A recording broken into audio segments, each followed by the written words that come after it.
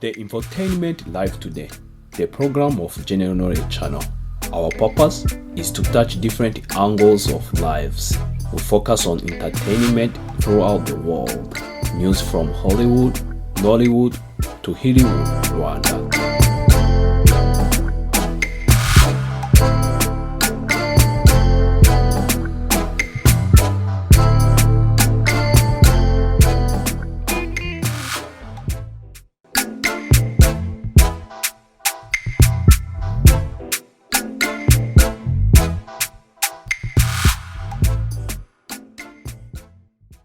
Bakunzi ba General Knowledge Infotainment, tubahaye ikaze mu kiganiro cyacu cyo kuwa mbere Gicurasi umwaka wa 2022. Nkuko twabibasezeranyije, uyu ni umwanya w'amakuru y'imyidagaduro.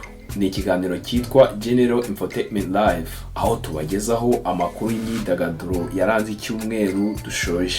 Muri iki cyumweru tubafitiye amakuru menshi atandukanye y'imyidagaduro. Muri studio muri kumwe nanjye Joachim. Ntimwibagirwe gukora subscribe ndetse no gusangiza ibiganiro byacu inshuti zanyu.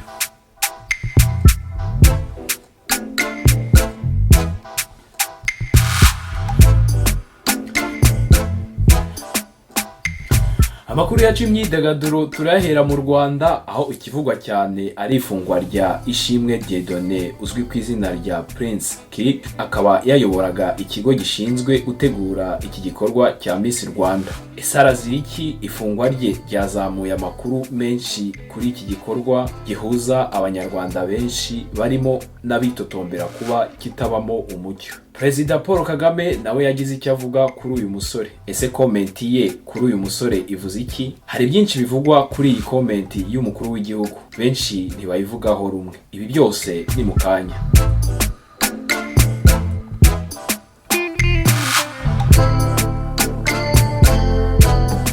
Amakuru yacu turakomeza mu karere ka Afurika y'Iburasirazuba, aho umuhanzi Harmonize yatawe muri yombi na polisi ya Kenya, akaba afungiwe muri iki gihugu. Isakurikiranweho iki? Ibi byose ni mu kanya. Amakuru y'imyidagaduro yacu turakomeza muri Leta Zunze Ubumwe za Amerika, aho ibitangazamakuru by'imyidagaduro bigaruka cyane ku nkuru zitandukanye zirimo n'isubikwa ry'ibitaramo bitandukanye umuhanzi Celine D yateganyaga gukorera mu Burayi.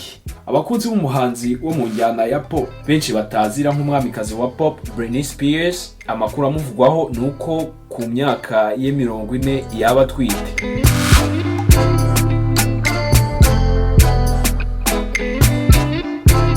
Mu yandi makuru, Elon Musk, umuherwe wa mbere ku isi akaba fondateri wa Tesla Motors ndetse na SpaceX, tayari yarangije kuba CEO wa Twitter. Aya makuru yose ni mu kanya.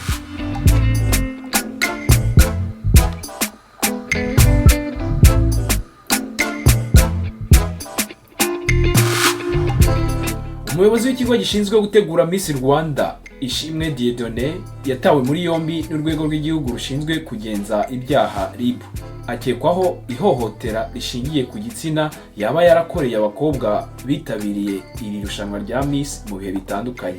Uyu musore uzwi ku izina rya Prince Kid wayoboraga Rwanda Inspiration Backup, umushinga ushinzwe gutegura irushanwa rya Miss Rwanda, yatawe muri yombi kubera ibirego bimuvugwaho by'ihohotera rishingiye ku gitsina. Uku gutabwa muri yombi kwemejwe n'urwego rushinzwe kugenza ibyaha RIB nyuma y'ibirego bivuga ko uyu Prince Kid yaba yaragiye akorera ihohotera rishingiye ku gitsina abakobwa bagiye bitabira irushanwa rya Miss mu myaka yashize. Prince Kid ubu akaba afungiwe kuri sitasiyo ya polisi y'i Remera azira kuba yarakoreshaga ububasha afitiye agahohotera abakobwa. Umuvugizi w'urwego rwa RIB Dr. Thierry Murangira avuga ko iperereza rigikomeje. Mu cyumweru cyashize nibwo umwe mu bari abakozi ba Rwanda Inspiration Backup ishinzwe gutegura aya marushanwa, Miss Nimwiza Megan, yeguye ku mwanya yari afite nk'umuyobozi wari ushinzwe itangazamakuru. Ariko ntibiramenyekana niba iri yegura rye rifitanye isano n'itabwa muri yombi rya boss we Prince Kid watangiye kuyobora Rwanda Inspiration Backup kuva mu mwaka wa 2009. Kuvaho uyu musore aterewe muri yombi hari byinshi byagiye bigaragaza mu bitangazamakuru bitandukanye, benshi bagiye bavuga ibitandukanye, ariko ikigarukaho cyane ni ubutumwa uyu mukobwa bita Miss Amanda yanyujije mu bitangazamakuru. Uyu Miss Amanda niwe wegukanye ikamba ry'igisonga cya mbere muri Miss Rwanda ya 2021. Icyo gihe yiyamamarizaga mu mujyi wa Kigali, aho yarahatanye n'abakobwa bagera kuri 37 bavuyemo Miss Ingabire Grace wegukanye ikamba rya Nyampinga w'u Rwanda. Nyuma yaho urwego rw'igihugu rushinzwe ubugenzacyaha RIB rwemeje ko rwataye muri yombi uyu Ishimwe Dieudonné. Miss Amanda abinyujije mu bitangazamakuru yasohoye inyandiko ivuga ko ashize igihe kinini ashaka kugira icyo avuga, ariko ntiyabishobora kubera ko kuvuga ibintu nta bimenyetso byari kwangiza isura ye kurusha uko byamufasha. Akariza yavuze ko ubwo ibintu byatangiye kujya hanze adashobora gukomeza guceceka, avuga ko ibyo yanditse ari uburyo bwo kugaragaza aho ahagaze kandi bishobora no gufasha abandi bakobwa gutinyuka bakavuga, bakava babwira polisi mu gihe babyifuza. Uyu mukobwa yavuze ko yifatanyije n'abakobwa bagenzi be kandi yiteguye gufasha buri wese ushaka kugira icyo avuga. Yavuze ko azakomeza no gushyigikira umukobwa uwo ari we wese mu gihe yakwifuza kugira ibyo atangaza. Yavuze ko adashaka kuvuga amazina ya buri mukobwa wanyuze muri Miss Rwanda kubera ko buri wese afite urugendo yanyuzemo yakwivugira mu gushakira igisubizo ibibazo byinshi bagiye banyuramo. Ese ni gute uyu musore Ishimwe Dieudonné uzwi nka Prince Kid yafashwe?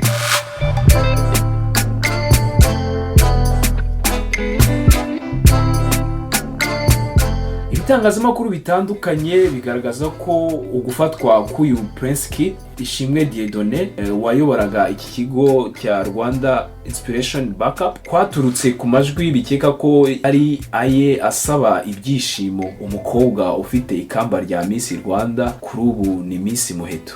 Aya majwi yarasakaye hanze, aho uyu musore rwose yageragezaga kugaragariza uyu Miss Muheto ko yamuhaye ibyishimo, ko nawe yagakwiye kumugenera ibyishimo, ari nabyo byavuyemo kuba yatawe muri yombi. Mu majwi yafashwe mu buryo bw'ibanga, Ishimwe yumvikanaga nk'uwababajwe no kuba Muheto yaramwimye ibyishimo, nyamara we yaramurwaniye ishyaka. Muri iri jwi ry'iminota irenga 10 ni ijwi turi buze kubashirira kuri uru rubuga rwacu nyuma y'iki kiganiro. Ishimwe yumvikana nk'uwinginga Miss Muheto kumwumva, byarinze birangira yongeye kumuhakanira. Ishimwe asanzwe azwi nka Prince Kid kuko mbere yo gutangira gutegura irushanwa rya Miss Rwanda yari umuhanzi, ubu akaba afungiwe kuri station ya Remera twabigarutseho. Yafashwe kuwa mbere tariki ya 25 Mata umwaka wa 2022. Miss Megan wari ushinzwe ibikorwa by'itumanaho muri iki kigo yakivuyemo. Nta kabuza hari byinshi azi ku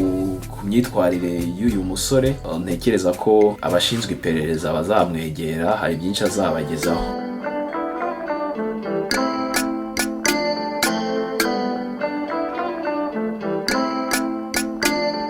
Nkuko byagiye bigarukaho n'abantu batandukanye bagiye bagaragaza ko muri iyi Miss Rwanda harimo ibintu bitagenda neza, harimo abatinyuka bakavuga ko uwahabwaga ikamba rya Miss babonaga ko harimo ibintu bitagenda neza, bamwe bagashinja ko abagahawe ikamba atari bo barihabwaga. Hari n'abavugaga ko uzatwara ikamba yabaga yamenyekanye kare kose amarushanwa agitangira. Ibi byose akaba ari inenge bakundaga kuvuga. None kugeza kuri isaha tubonye n'iyindi mungu, tubonye n'ikindi kintu cyagiraga uruhare mu gutuma iyi Miss Rwanda itagenda neza nk'uko bikwiye. Kuko niba uyu mukobwa yaregerewe n'uyu musore noneho akaba yabitangaje, aho ngaho twakwibaza ni abahe bakobwa begerewe n'uyu musore kuva iyi Miss Rwanda yatangira, kuko uyu musore yari afite imbaraga rwose. Niba ari we wateguraga aya marushanwa, afite ikigo kibitegura, nyuma yahakana abanakazi, urumva ko yakoreshaga Megan. So ubwo wakwibaza ni abakobwa bangahe yegeye abasaba ibyishimo, ni abakobwa bangahe bamuhaye ibyishimo? So icyo ni ikibazo twakwibaza. Ariko nanone iki ni ikintu gikomeye kubera ko cyatumye na Perezida wa Repubulika atanga comment. Ni ibintu bidakunda kuba, kuko rimwe na rimwe iyo ikintu kikiri mu bugenzacyaha, umuntu ufite profile yo hejuru gutangaho commentaire bifatwa ko ari ukuyobya ubucamanza cyangwa kuyobya abanyamategeko ibintu nk'ibyo. Gusa nyine Perezida wa Repubulika yabikomojeho avuga ko ibi bidakwiye mu muryango nyarwanda, ko iyi ni imungu bidashobora kwihanganirwa. Ashishikariza cyane ashishikariza aba bakobwa kuzajya babivuga. Si ngombwa ko ikintu nka kiriya kiba ukagihisha, kuko niba byaratangiye, harimo benshi bavuga ko byatangiye mu mwaka wa 2016 noneho bikaba bimenyekanye mu mwaka wa 2022. So ubwo wakwibaza n'abakobwa bangana iki babaye victime y'ibyo bintu, y'iyo myitwarire y'uyu mugabo wari ubafiteho ububasha. Tukigaruka ku ntuza kuri komanteri ya Perezida wa Repubulika, hari ikintu yaravuze ati aba bakobwa nabo rimwe na bimwe babigiramo uruhare. Ni gute uceceka mu gihe uzi neza ko hari ikintu nk'iki kiri kuba? Ahangaha twagaruka ku bakobwa, reka tugaruke ku mukobwa nka Mutesi Jolly. Ni umukobwa ukunda kugaragara cyane mu bitangazamakuru bitandukanye, benshi badatinya kwita ko ari outspoken. Impamvu turamugarukaho nuko yari muri Miss Rwanda, arabitegura, yakurikiranaga uko bimeze. Ntekereza ko mu bantu Perezida Kagame yavuga ati bagakwiye kuba barabivuze, ni umwe mu bantu wagakwiye kuba barabaye whistleblower, akagaragaza ko iki kintu ko hari ikitagenda neza. Ariko urumva nawe hari n'ibitangazamakuru byavuze, urumva nawe yanyuze muri iyo system, ashaka kuba nawe yaranyuze muri zo kata. Ibyabaye ku bandi bakobwa nawe wenda bikaba byaramubayeho, ukibaza se niba agaragara mu bitangazamakuru ari umuntu bitanga aravuga rikijyana, umuntu uri feminist, umuntu kuki we atabishize ahagaragara? Yarari no muri Miss Rwanda akurikirana uko byagenze n'ibiki byose, ahubwo ugasanga yagaragaye mu bitangazamakuru avuga amagambo aridikiriza abagabo, avuga amagambo b'inyanazimbwa. Hari benshi bahuje kuvuga ayo magambo no kuba ari igikomere ahubwo yagiye ahura nacyo, ibikomere yahuye nabyo muri izo nzira zo kuba Miss Rwanda. Akaba yarafashe wenda niba uriya musore wasabaga ibyishimo yaramugaragarije imico nk'iyo ngiyo, akaba yarabifashe noneho iyo image akayishyira ku bandi bagabo bose. Twibuke ko hari ibiganiro yagiye akora avuga ko hari abasore hanze ahangaha b'inyanazimbwa. Urebye kuba yarabivuze ni uburenganzira bwe, ariko nanone ngo bajya bavuga ngo umwari avuga aziga. Si ngombwa kugira ngo ujye hariya ku karubanda nyine utangire wite abagabo inyanazimbwa, kuko burya umugabo ni umugabo. Yego hari abagabo bagira imico mibi, ariko nanone si ngombwa kugenda ngo wita ku mutangire ubite inyanazimbwa. Ubwo nanone nyuma y'iki kiganiro turi buze kubagezaho amajwi uyu mukobwa Miss Muheto twavuga ko ari we wayafashe aganira n'uyu mugabo amusaba ibyishimo. Turi buze nanone kubagezaho ijambo Perezida wa Repubulika yavuze agaragaza ko ibintu bidakwiye. Hari benshi babifashe nko kuba Perezida wa Repubulika yivanze mu ntuza, mu bucamanza, mu butabera. Ariko icyo nabivugaho ni iki ngiki, ibyo ari byo byose biragaragara ko Perezida wa Repubulika afata iyi event ya Miss Rwanda nk'ikintu gikomeye cyane. Kandi nanone ni ikintu gikomeye cyane iyo Miss Rwanda yabaye, abantu benshi baba bakangaranye babikurikira. Kumva ko rero byajemo agatotsi nka kuriya, navuga ko ni ikintu gifite kumushekinga, akavuga ati wow. Ikindi nanone hari comment zagiye zivugwa hanze n'abantu batandukanye bavuga ati ibintu bya Miss Rwanda ni ibintu biba byateguwe, ni ibintu birimo abatiku. So kumva ko rero umuntu w'umugabo nkuriya nyine warushinzwe kubitegura yakoze ikintu nka kiriya, ndibaza ko ni isura mbi ku gihugu. So kuvuga ngo rero iyo uri umukuru w'igihugu isura mbi ku gihugu yabaye, so no kuvuga ngo ntago yagomba kubyihanganira, nubwo mu buryo bwa ethique bidakwiye ko umukuru w'igihugu nyine atanga komanteri ku kintu kikiri mu bugenzacyaha. Ariko navuga ko nta wamutera amabuye kuvuga ngo nawe byamurenze, ko hari n'ahantu yibaje ati kubera iki inshingano nka ziriya zihabwa, sinzi ko nabivuga. So yabonaga ko habayemo uburangare kuba inshingano nka ziriya zikomeye zahabwa umuntu, noneho rimwe na rimwe ntibamukore icyo bita background check zigize zihambaye. So noneho bikaba bigaragara ko iki gikorwa cya Miss Rwanda isura yacyo yangiritse hejuru y'umuntu umwe gusa wahawe ziriya nshingano ziremereye, ziriya nshingano zo kuragira abakobwa. Nkavuze kubaragira nuko harimo bavuze bati bariya ni intuza ngo ni inyana ziri mu ruhongore ngo n'ibiki byose. Urabona nyine umuntu nkuriya kumushyira mu bana bakiri batoya kuriya ni ikintu gikomeye. So iki gikorwa rero cyabaye kuri uyu musore nanone turamuvugaho bitewe nuko ntabwo tumushinjije icyaha kuko biracyari mu ntuza mu bugenzacyaha, ariko ikigaragara ko iyo ikintu cyatanzweho komantere n'umukuru w'igihugu, turabizi ubutabera rimwe na rimwe habigiye bwumviye abakuru b'ibihugu noneho bugakora ibyo bashaka. Biragaragara ko uyu musore ari muri trouble. Icyo twanavugaho nuko ntabwo bikwiye, ni isomo abantu benshi bakwiye kwiga, bitewe nuko burya kuri iyi si dufite imyaka runaka yo kubaho. Niba kuri iyi si waraje kuri iyi si ufite kuzabaho imyaka tuvuge 70, ugasanga imyaka 20 uyimaze muri gereza, icyo gihe uba warabereyeho ku isi, uba ufite sheke, uba ugize sheke. Si ngombwa kugira ngo umuntu ajye mu bintu twagereranya n'akamanyu k'umutsima byatuma agwa mu bibazo nka biriya bifite kwangiza ubuzima bwe. Biriya ntacyo bivuze, biriya ni akamanyu k'umutsima.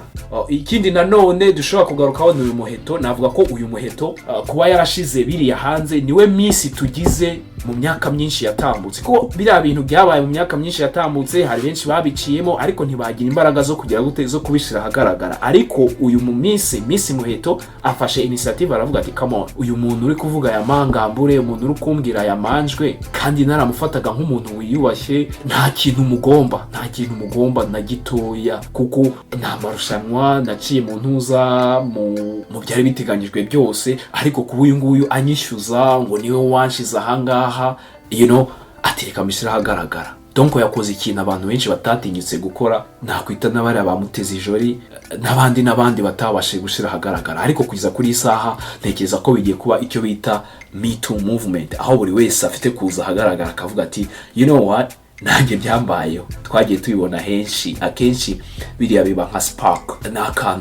ni ignition, ni akantu gatangira ikintu, noneho buri wese akaba ati me too. Twagiye tubibona ahantu hatandukanye, aho aba superstar runaka bagiye bakora ibintu mu bwihisho, ariko noneho haboneka umuntu umwe gusa uvuga uti byagenze gutyo, buri wese akazana ibimenyetso bye. Twagiye tubibona bagiye bafungwa imyaka myinshi, ibintu nk'ibi. Ariko nyine reka twizere ko ubutabera buzakora akazi kabwo, kandi nanone twizere ko batazaba victime y'intuza ya comment yatanzwe na Perezida wa Repubulika.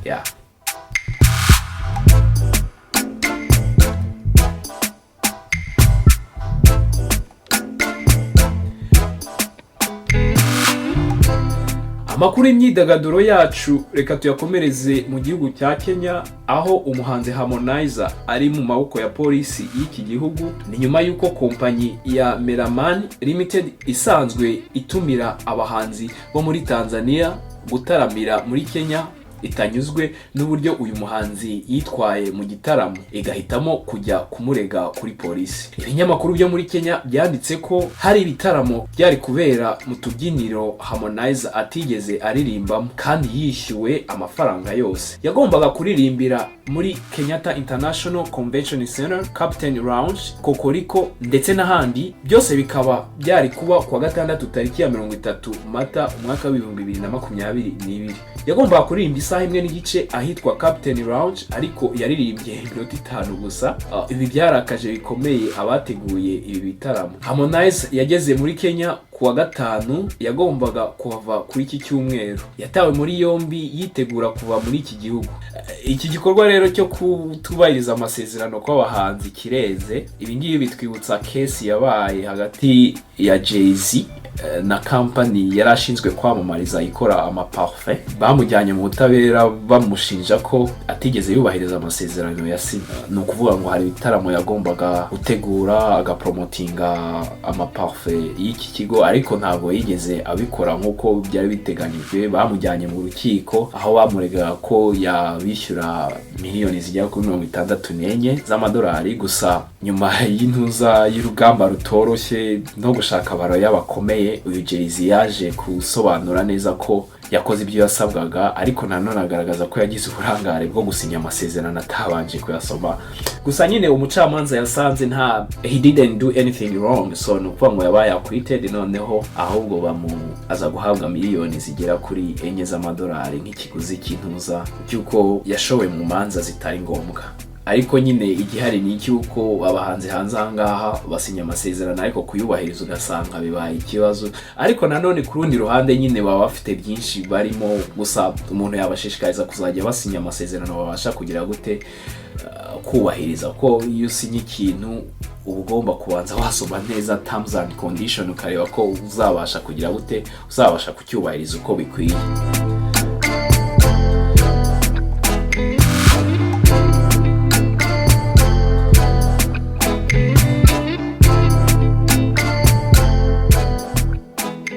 Umuririmbyikazi Celine D ntakitabiriye ibitaramo yari ategerejwemo ku mugabane w'Uburayi.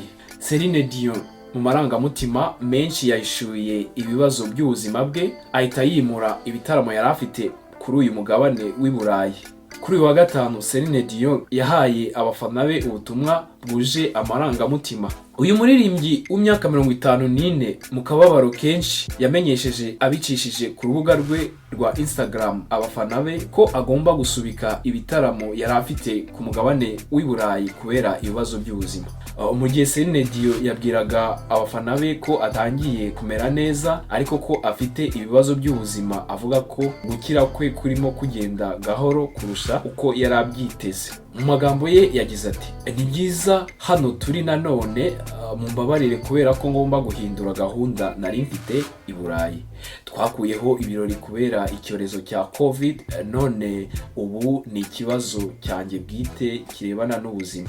Celine D kandi yatanze amakuru ku buzima bwe avuga ko biriho kugenda gake kandi ko biteye ukwiheba kuri we. Yagize ati, ndimo kubona ubuvuzi bw'abaganga ngafata imiti, gusa ndacyumva ububabare mu nda bugatuma ntakira vuba. Icyo navuga nuko ndimo kugerageza uko nshoboye kugira ngo ngaruke ku rwego nshaka kugira ngo nzatange 100% mu gitaramo kuko ari byo nkwiriye.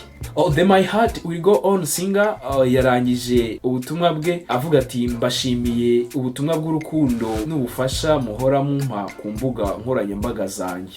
Twabamenyesha ko uyu muhanzi kazi Celine D amaze iminsi afite ibibazo by'uburwayi bitandukanye byatumye asubika bimwe mu bitaramo yari afite. Hari igitaramo yari afite cyagomba kubera Las Vegas, icyo nacyo yaragisubitse cyagomba kuba mu kwa kabiri. Biragaragaza ko ubuzima bwe butifashe neza, gusa ntabwo atangaza ikibazo afite, ariko nanone hari ikiganiro yahaye igitangazamakuru agaragaza ko afite uburwayi bw'imitsi butuma amagara ye atabasha kumererwa neza. Ubwo nawe twamwifuriza kumererwa neza, noneho akagaruka agahasho abakunzi be.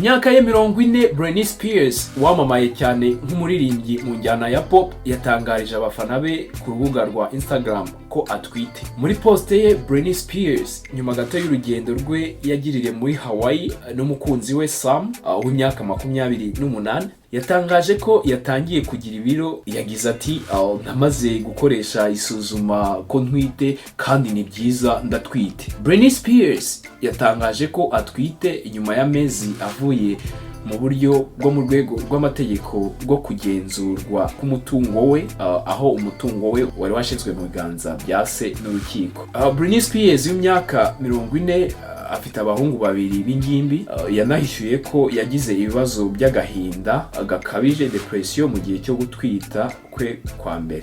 Andi makuru twababwira kuri Britney Spears nuko umwaka ushize w'2021 yatsindiye uburenganzira bwo kongera gucunga imitungo ye. Ni nyuma y'imyaka 13 iyi mitungo icungwa na papa we umubyara Jamie Spears afatanyije n'abaroya. Ibi ni byo mwita conservatorship, aho yagombaga gucunga imitungo y'uyu mukobwa we akamugenera ibyo akeneye byose. Ni urubanza rwatwaye igihe kirekire rwabereye muri Supreme Court ya Los Angeles, aho uyu mukobwa yagaragazaga ko rwose ageze kuri breaking point, aho atakibasha kwakira uburyo ubuzima bwe bwose bucungwa, kuva ku cyo yambara, icyarya, ahajya, ko kuva imitungo yashirwa mu biganza bya se, ko yabaye mu bihe bikomeye bitoroshe kadashobora kugira decision afata ku buzima bwe, kandi koko kugeza kuri isaha ubuzima bwe bumeze neza, ko afite ubushobozi bwo kubasha gucunga imitungo ye. ni ntuzano rwabaye urugamba rukomeye kuko se nawe yashaka kugira ngo akomeze agondire imitungo y'umukobwa we kuko yavuga ati no ntabwo uri fit yo kuba wagira ute watangira gucunga imitungo avuga ati hamwe dukomeze tukugenere dukomeze ducunga imitungo yawe, you are no mentally fit yo kuba wacunga imitungo yawe so twabwira ko iyi ntuza iyi conservatorship ari n'uburyo umuntu ufite imitungo runaka yemezwa n'abaganga babugenewe ko atari mentally or physically fit yo kuba yacunga imitungo ye, noneho ikaba uburenganzira bwo gucunga iyo mitungo bukaba bwahabwa undi muntu mu muryango we cyangwa mu kimwe bukaba bwanahabwa n'umuroya runaka, noneho agacunga iyo mitungo akagenda amonitoringa buri kimwe cyose, akagenda agenera buri kimwe nyiri iyo mitungo nyine, donc wabirinda ko yayisesagura. So ibi byabaye kuri Britney Spears, byabaye nyuma yuko yajyanwe mu bitaro, yari afite ibibazo bya depression n'ibindi bibazo, agombe kuba yari afite n'ibibazo bya drugs, noneho kuva ubwo bahise bafata umwanzuro ko atagifite uburenganzira bwe ku mitungo ye, noneho uburenganzira buhabwa papa we ndetse n'umuroya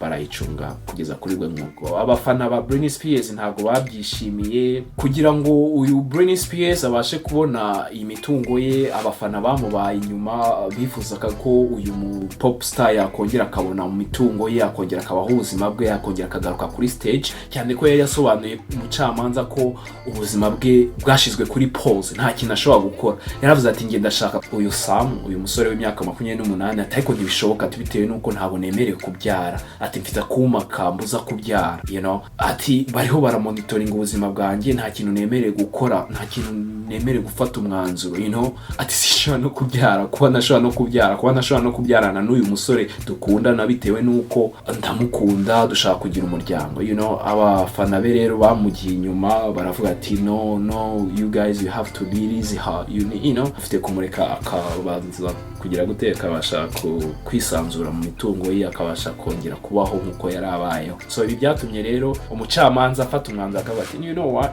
Britney Spears, uburenganzira bwawe urabuhawe, imitungo yawe yisubirane. So kugeza kuri saa noneho akaba ari hamwe n'uriya musore we, noneho bakaba bagiye no kwibaruka umwana.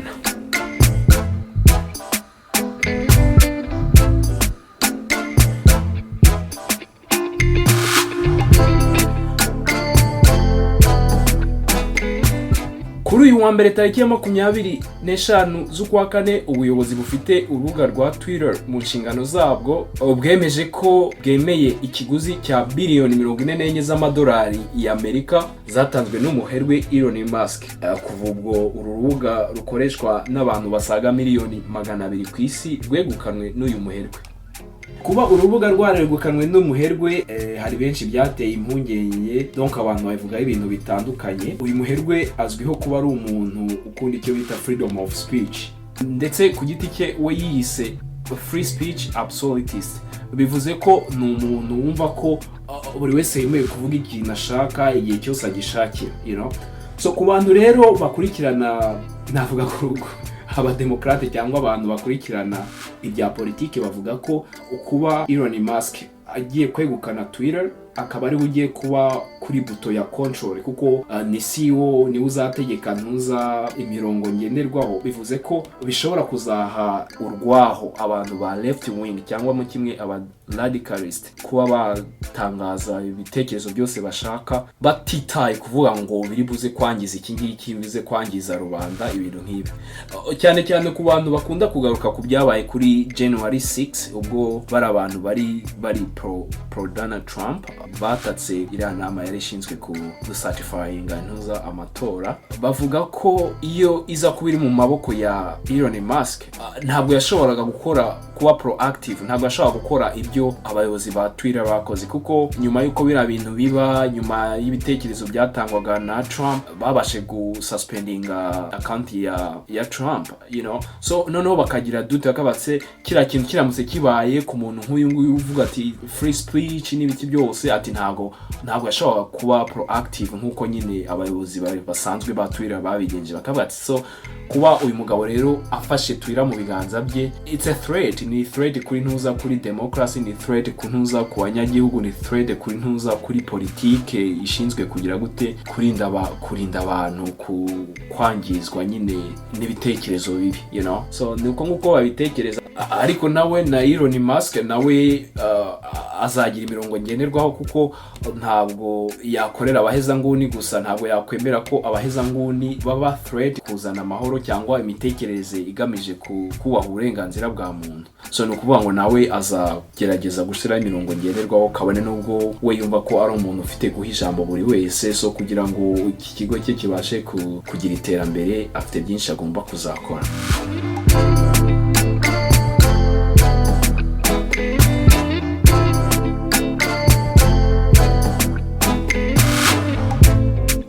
Mwakoze gukurikirana ibiganiro byacu, turabararikira ibiganiro byacu by'ubutaha. Nyuma y'iki kiganiro turi buze kubagezaho ijambo Perezida wa Repubulika yavuze, aho yagarutse kuri iki gikorwa cya Miss Rwanda ndetse no kwifatwa ry'uyu mugabo. Uyu mugabo ushinjwa kuba yarakoze ihohotera rishingiye ku gitsina arikoreye abo bakobwa batandukanye bagiye banyura muri kampani ye ubwo biyamamarizaga Miss.